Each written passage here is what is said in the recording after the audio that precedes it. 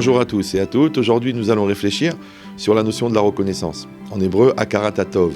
Alors, c'est très intéressant de voir que dans Hakarat Tov, il y a Tov. Et on sait que Tov, dans le langage des Chachamim, ça veut toujours dire complet. Donc, Hakarat Tov, c'est reconnaître le complet.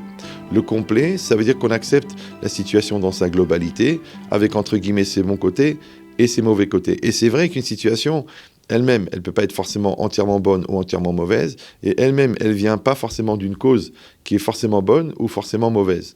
La logique, elle est en fait illustrée dans ce passage de la Torah très connu, où quand Moshe Rabbeinu rencontre pour la première fois Tzipora, la fille de Yitro, et qu'il la sauve de personnes qui l'embêtaient.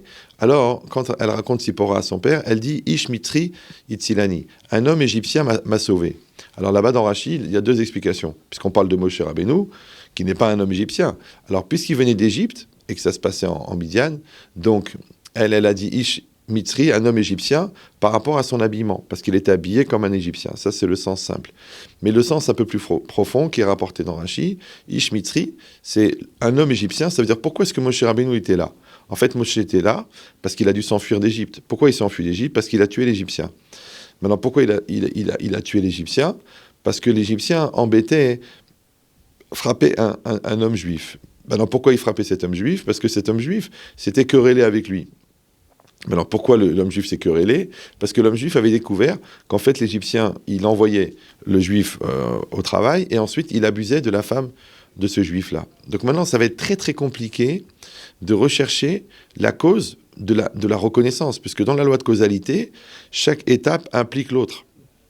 Donc si la Tzipora ici, elle dit merci à cet Égyptien qui a provoqué la venue de Moshe Rabbeinu, d'accord ? Donc elle doit dire merci que cet Égyptien, il a frappé le Juif.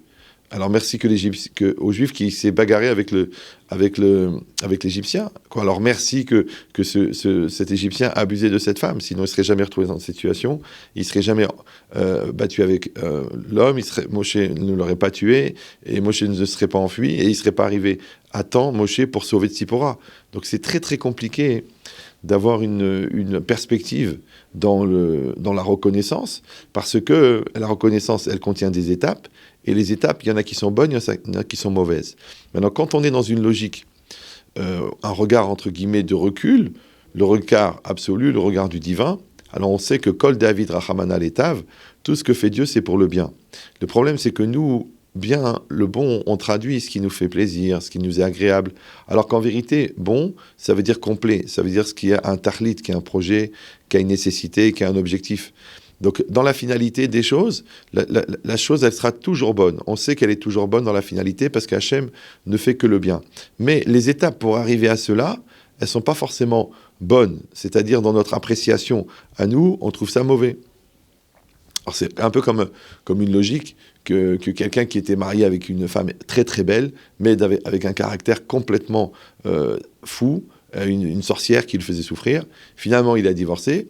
Après, il a rencontré une femme. Et cette femme-là, elle était extraordinaire, avec des qualités extraordinaires. Mais au niveau beauté, elle n'était pas vraiment ce qu'il avait l'habitude d'imaginer ou d'admirer. Mais en fait, c'est grâce au fait qu'il était marié avec la sorcière qu'il a pu se rendre compte des qualités majeures et intérieures de cette nouvelle femme qui, elle, n'a pas cette extériorité. Donc ça veut dire qu'il va falloir remercier le négatif qui t'a amené, par contraste, au positif. Et c'est exactement le même principe dans n'importe quel domaine. C'est-à-dire, Hakarat Tov, c'est que je dois être capable de reconnaître le bien, ça veut dire de reconnaître la globalité qui inclut aussi peut-être des facettes négatives, mais qui va toujours dans le sens du positif. Quand j'ai ce regard-là, donc encore une fois, non pas de reconnaître le bien, mais de reconnaître le global, alors à ce moment, il n'y aura pas de problème.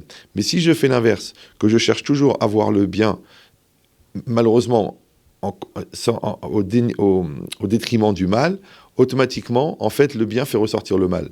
D'accord ? Parce que quand je vais me concentrer sur ce qui va, je vais souffrir de ce qui ne va pas. Alors que quand j'accepte la globalité, un peu quand on se marie, on dit je me marie pour le meilleur et pour le pire, ça veut dire que je vais aimer la personne entièrement. Il y aura des bons moments, il y aura des mauvais moments, mais je continue à l'aimer. Les enfants, c'est pareil, on doit les aimer sans condition.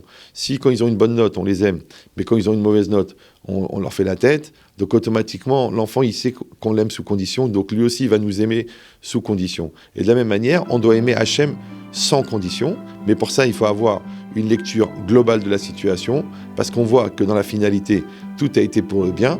Donc cette capacité de regarder le bien dans sa globalité, c'est-à-dire le bien, les facettes positives et les facettes négatives inclus à l'intérieur d'une vision globale de bien, ça s'appelle aussi Hakarat Hatov. Merci à vous.